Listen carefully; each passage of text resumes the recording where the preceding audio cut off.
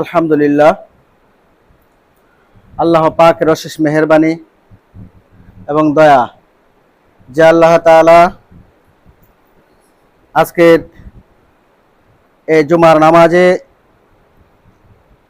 আল্লাহ পাক আমাদেরকে সুযোগ করে দিলেন আসার জন্য।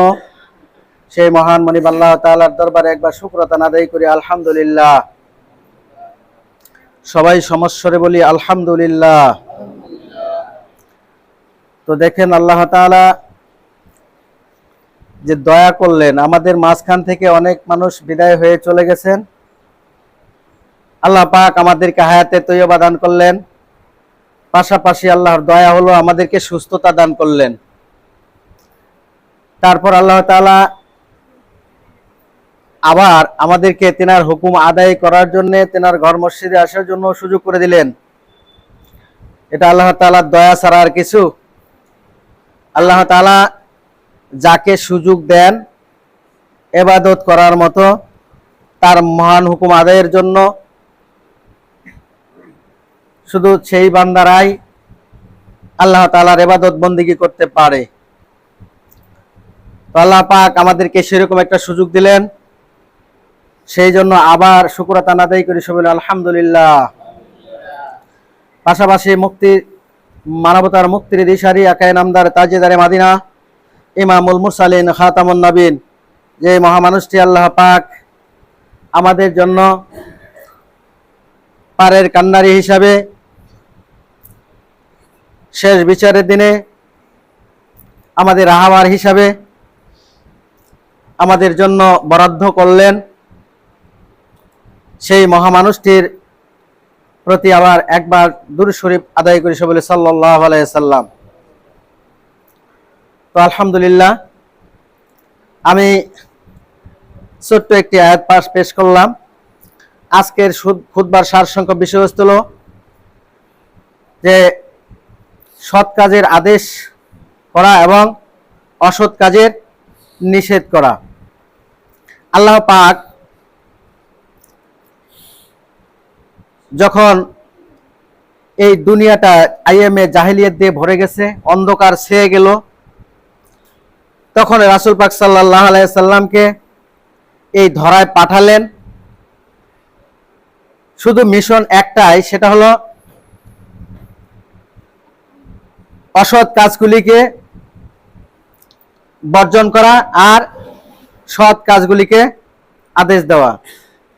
আল্লাহ রাসূল এই মিশনই বাস্তবায়ন করতে চাইলেন যে আল্লাহর জমিনে আল্লাহর হুকুম কায়েম হবে এবং রাসূল পাক সাল্লাল্লাহু আলাইহি সাল্লাম মিশন হলে যে আল্লাহর জমিনে আল্লাহর দ্বীন প্রতিষ্ঠিত হবে, সৎ কাজের আদেশ দেওয়া হবে এবং অসৎ কাজগুলি মানুষ থেকে বিরত থাকবে, সৎ কাজ করবে এবং অন্যায় কাজ থেকে বিরত থাকবে। রাসূল পাক সাল্লাল্লাহু আলাইহি সাল্লামের এই মিশনকে আজকে রাসূল পাক সাল্লাল্লাহু আলাইহি সাল্লামের শেষ ওফাতের সময়, বিদায় হজ্জের ভাষণের সময় তিনি বলে গেলেন, ও আমার সাহাবারা,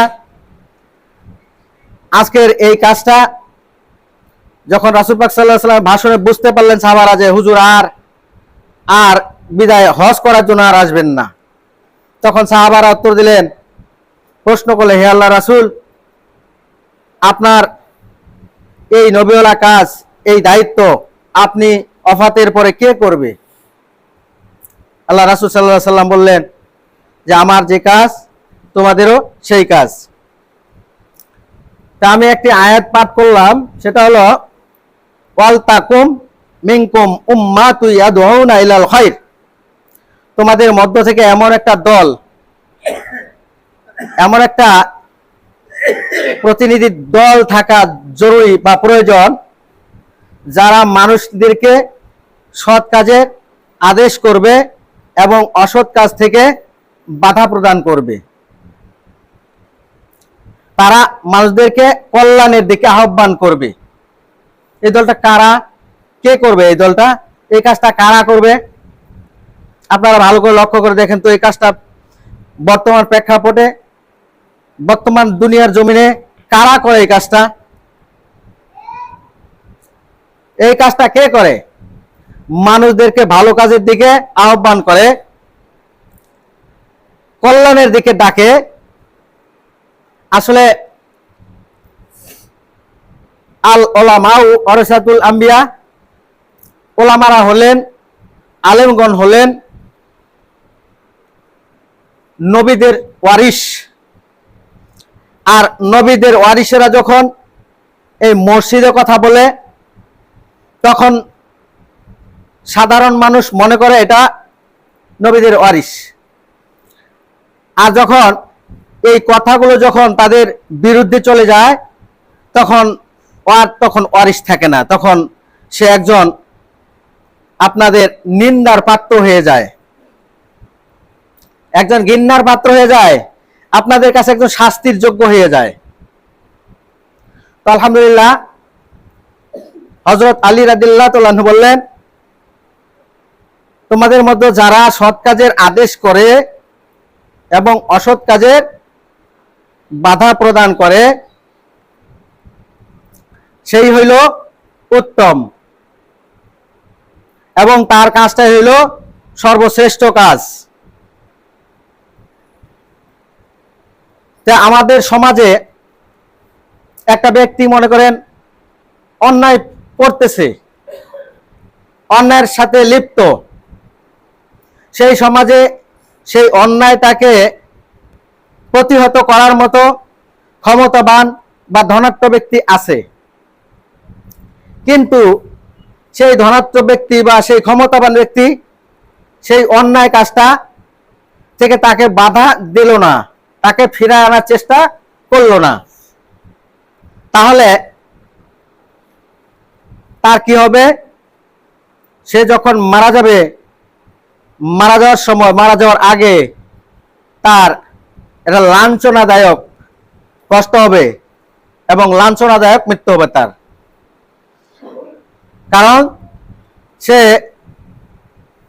তার ক্ষমতা ছিল একটা অন্যায়কে প্রতিরোধ করার মতো, অন্যায়টাকে বাধা দেওয়ার মতো ক্ষমতা থাকা সত্ত্বেও সে ক্ষমতা প্রয়োগ করলো না, সে অন্যায়টাকে প্রতিহত করলো না, কিন্তু সে অথচ একজন মুসলিম দাবি করে। আল্লাহ রাসূল সাল্লাল্লাহু আলাইহি সাল্লাম বলেন যে তোমাদের মধ্যে যেই ব্যক্তি সৎ কাজের, মানুষদেরকে সৎ কাজের দিকে আদেশ করে এবং অসৎ কাজে বাধা প্রদান করে, সেই লোকগুলো হলো শ্রেষ্ঠ দলের লোক, সেই লোকগুলো হলো উত্তম দলের লোক। তাহলে আমরা সৎ কাজের আদেশ করব এবং অসৎ কাজে বাধা প্রদান করব। আমাদের সমাজে যদি কোনো অন্যায় কাজ হয়, কোনো গর্হিত কাজ হয়, তাহলে আমরা যদি নীরবে চেয়ে থাকি আর সেটাকে যদি আমরা মেনে নেই, তা আমরা যত বড় পাক্কা মুসল্লি হই না কেন, আমাদের সেই আমল আল্লাহর দরবারে গ্রহণযোগ্য হবে না। কারণ আপনার সেটা বাধা দেওয়ার মতো ক্ষমতা ছিল, বা আপনার সেটা প্রতিহত করার মতো ক্ষমতা ছিল, দক্ষতা ছিল, শক্তি ছিল, পাওয়ার ছিল, টাকা পয়সা ছিল, কিন্তু আপনি তা করেন নাই, অথচ আপনি পাক্কা মুসল্লি সাজলেন। যাই হোক, আলহামদুলিল্লাহ, আল্লাহ পাক আমাদেরকে তিনার মহান হুকুম আদায় এর মধ্য দিয়ে এবং তিনার হুকুমগুলি বাস্তবায়নের মধ্য দিয়ে সৎ কাজের আদেশ এবং অসৎ কাজের বাধা প্রদানের মধ্য দিয়ে যেন আমরা আমাদের জীবনকে অতিবাহিত করতে পারি এবং আমরা যেন আল্লাহ পাকের রেজামন্দি হাসিল করে এই দুনিয়া থেকে যেন বিদায় হতে পারি। আল্লাহ পাক আমাদের সবাইকে ঈমানের সহিত যেন এই দুনিয়া থেকে বিদায় করেন, এখন ভালো কাজগুলি যেন করতে পারি সবাই, এবং মন্দ কাজগুলি যেন বর্জন করতে পারি। আল্লাহ পাক এই তৌফিক এবং মন মানসিকতা, সাহস, শক্তি আমাদের সবাইকে যুগিয়ে দিন। সবাই আল্লাহুম্মা আমিন। ওয়া মা আলাইনা ইল্লাল বালাগ ওয়া আখিরু দাওয়ানা আলহামদুলিল্লাহি রাব্বিল আলামিন।